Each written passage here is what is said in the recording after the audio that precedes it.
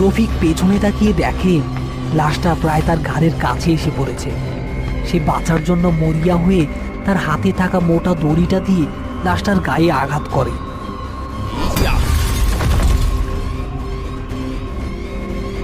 এই সুযোগে রফিক তার সমস্ত শক্তি দিয়ে দৌড়ে ভ্যানের কাছে পৌঁছায়। জালাল শরীরের সমস্ত শক্তি দিয়ে ভ্যানটি টানতে থাকে, কিন্তু ভ্যান এগোচ্ছে না। আরে লাগে না কেন, দে আমারে দে। রফিক জালালকে সরিয়ে এবার নিজেই ভ্যান হাতে তুলে নেয়। এবার তার শরীরের সমস্ত শক্তি দিয়ে ভ্যানটিকে এক ঝটকায় সামনের দিকে নিয়ে আসে। ওদিকে শেওড়া গাছের নিচ থেকে সেই লাশটা অন্ধকারের মধ্যে তাদের দিকে এগিয়ে আসছে। টর্চের আলোয় তার সাদা চোখ দুটো জল জল করছে। রফিক এক মুহূর্ত দেরি করল না। সে সর্বোচ্চ গতিতে ভ্যান চালিয়ে গ্রামের দিকে এগুতে থাকলো।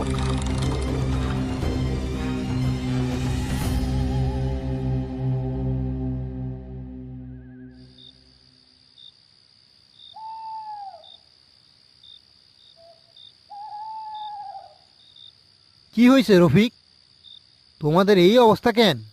লাশ কই? লাশ লাশ আনা সম্ভব হয় নাই চেয়ারম্যান সাহেব। ওইটা ওইটা লাশ না, ওইটা শয়তান, আজ তো একটা শয়তান। কি সব আজে বাজে কথা বলতাছ? লাশ নামাইতে গিয়া পুইরা ব্যথা পাইছো নাকি? মাথা খারাপ হয়ে গেল নাকি তোমার? আমার মাথা ঠিক আছে চেয়ারম্যান সাহেব, আপনি নিজের চোখে দেখলে বুঝতেন। ওই লাশটা জিন্দা, ওইটা নিজের হাত পা ভাঙা শরীর নিয়া আমগো মারতে আইতাছিল। চোখে আর চোখ নাই, খালি সাদা, হাসে, মটমট কইরা হাড় ভাঙে। আমার দিকে আইতাছিল। উস্তাদ না থাকলে আমার এই আজকা জ্যান্ত খাইয়া ফেলতো। তোমরা দুইজন ভিতরে আইসা বসো, আমার সব খুইলা ক, কি দেখছো তোমরা? রফিক এবং জালালকে বাড়ির ভেতরে নিয়ে যাওয়া হয়। রফিক ঠান্ডা মাথায় যা যা ঘটেছে তার সব কিছু চেয়ারম্যানকে খুলে বলল। হাড় ভাঙার শব্দ, সাদা চোখ, বীভৎস হাসি, মাটিতে শরীর ঘেঁষটে এগিয়ে আসা, কোনো কিছুই সে বাদ দেয় না। এই নেন, আগে পানি খায়ালন, মুখ দুইটা তো শুকায় গেছে। ওমা, এটা কি আপনার গায়ে? কই এইটা? এইটা তো ওই মাইয়াটার শাড়ির। এইটা এইটা কি জিনিস রফিক? আমি জীবনে লাশের গায়ে বহু কিছু দেখছি চেয়ারম্যান সাহেব, বহু লাশ গাড়ছি, কিন্তু এমন জিনিস, এইটা কোনো সাধারণ তাবিজ না। চামড়াটা মানুষের চামড়ার মতো লাগতাছে। ও মাগো, মানুষের চামড়া? কালো জাদু, এইটা শয়তানি গাম। আমাগো গ্রামের ওই মাথায় যে কুদ্দুস কবিরাজ থাকতো, হেই এইগুলা বানাইতো। মরা মানুষের চামড়া দিয়া, সীতার কয়লা দিয়া তাবিজ বানাইয়া দিত। পারুল মাইয়া ডাকি তাইলে। চেয়ারম্যান সাহেব, আমি যখন লাশটার গলার ফাঁস খুলতে গেছিলাম তখন খেয়াল করছিলাম ফাঁসটা গলার অনেক নিচে, আর দাঁতটা সোজাসুজি, গভীর না। কেউ ফাঁস দিয়া মরলে তার গলার দাঁত উপর দিয়া বাঁকা হইয়া থাকে।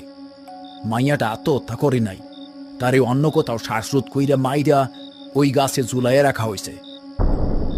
আর এই তাবিজ, এইটা সব নষ্টের গোড়া।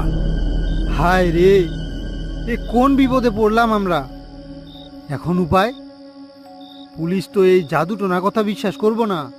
উপায় একটাই আছে, এই লাশ রে ইসলামী মতে দাফন করতে হইব, আর এই শয়তানি তাবিজটা রে নষ্ট করতে হইব। সূর্য উঠার আগে আমগো এই কাম করতে হইব, নাইলে এই অশুভ শক্তি সারা গ্রামে ছড়াইয়া পড়ব। আমি আমি আর ওই মুখ হবো না উস্তাদ, আমারে মাফ করেন। আমি আর ওই শয়তানের কাছে যাবো না। আহা জালাল, ভয় পাস কেন? একা তো আর যাইতাছি না। মসজিদের ইমাম সাহেবরে খবর দেন চেয়ারম্যান সাহেব, উনার সাথে কথা কইতে হইব। এই তাবিজের ব্যবস্থা উনিই করতে পারবেন।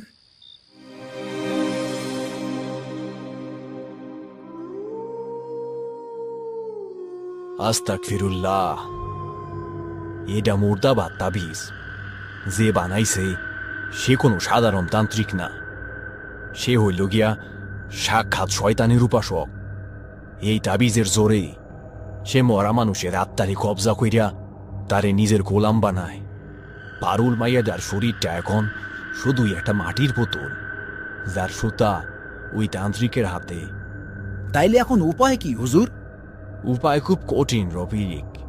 ওই তাবিজটারে নষ্ট করতে হইব, আর লাশটারে আবার কবজা কইরা দাফন করতে হইব। আমি কিছু পরা পানি আর একটা লোহার পেরেক দিতাছি। যখনই লাশটা সামনে আসবো, এই পরা পানি ছিটাইয়া দিবা। অশুভ শক্তি কিছুক্ষণের জন্য দুর্বল হইয়া যাইব। আর দাফন করার সময় এই তাবিজটা কবরের সবচেয়ে নিচে রাইখা তার উপর এই লোহার পেরেকটা বুইতা দিবা। তাইলে এই জাদুর বাঁধন খাইতা যাইব। কিন্তু সাবধান রফিক, কাজটা সহজ না। ওই শক্তি তোমার সবটুকু দিয়ে আটকানোর চেষ্টা করব। ইমান শক্ত রাখো, আল্লাহ ভরসা।